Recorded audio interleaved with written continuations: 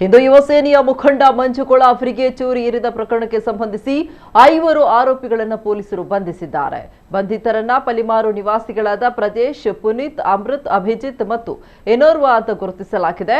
ಪ್ರೀತಿಯ ವಿಚಾರದಲ್ಲಿ ರಾಜ್ಯ ಪಂಚಾಯಿತಿ ನಡೆಸುವ ಸಲುವಾಗಿ ಮಂಜುಕೋಳ ಅವರನ್ನ ಕರೆಸಿಕೊಂಡಿದ್ರು. ಈ ಸಂದರ್ಭ ಮಾತಿಗೆ ಮಾತು ಬೆಳೆದಾಗ ಯುವಕನೊಬ್ಬ ಚೂರಿ ಇರಿದಿದ್ದಾನೆ ಅಂತ ತಿಳಿದು ಬಂದಿದೆ. ಹೊಟ್ಟೆ ಭಾಗಕ್ಕೆ ಇರಿದ ಪರಿಣಾಮ ಅಲ್ಲೇ ಕುಸಿದ ಮಂಜುಕೋಳ ಅವರನ್ನ ಉಡುಪಿಯ ಖಾಸಗಿ ಆಸ್ಪತ್ರೆಗೆ ದಾಖಲಿಸಲಾಗಿದೆ. ಈ ಕೃತ್ಯ ವೈಯಕ್ತಿಕ ಕಾರಣಗಳಿಂದ ನಡೆದಿದೆ. ಘಟನೆಗೆ ಯಾವುದೇ ಕೋಮು ಹಿನ್ನೆಲೆ ಇಲ್ಲ.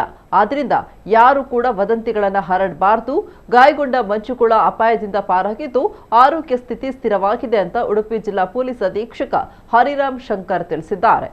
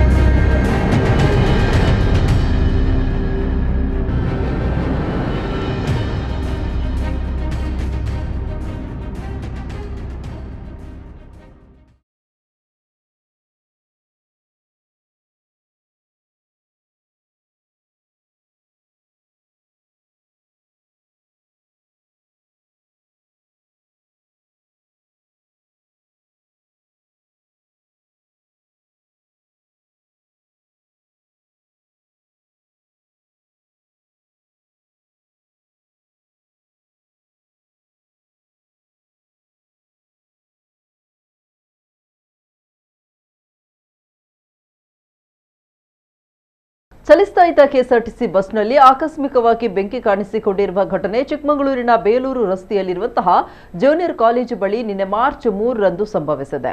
ಬಸ್ನಲ್ಲಿದ್ದ ಎಲ್ಲ 32 ಪ್ರಯಾಣಿಕರು ಯಾವುದೇ ಪ್ರಾಣಾಪಾಯವಿಲ್ಲದೆ ಪಾರಾಗಿದ್ದಾರೆ. ಬಸ್ ಚಿಕ್ಕಮಗಳೂರಿನಿಂದ ಹಾಸನಕ್ಕೆ ತೆರಳುತ್ತಾ ಇದ್ದಾಗ ಎಂಜಿನ್ ವಿಭಾಗದಲ್ಲಿ ಏಕಾಏಕಿ ಬೆಂಕಿ ಕಾಣಿಸಿಕೊಂಡಿದೆ. ಬಸ್ಸಿನಲ್ಲಿ ಹೊಗೆ ಬರ್ತಾ ಇರುವುದನ್ನು ಗಮನಿಸಿದ ಚಾಲಕ ತಕ್ಷಣ ವಾಹನವನ್ನು ನಿಲ್ಲಿಸಿ ಪ್ರಯಾಣಿಕರನ್ನ ಕೆಳಗಿಳಿಸಿದ್ದಾರೆ. ಇದರಿಂದ ದೊಡ್ಡ ಅನಾಹುತವೊಂದು ತಪ್ಪಿದೆ. ತಾಂತ್ರಿಕ ದೋಷದಿಂದ ಉಂಟಾದ ಡೀಸೆಲ್ ಸೋರಿಕೆ ಅಥವಾ ಶಾರ್ಟ್ ಸರ್ಕ್ಯೂಟ್ ಬೆಂಕಿಗೆ ಕಾರಣ ಆಗಿರಬಹುದು ಅಂತ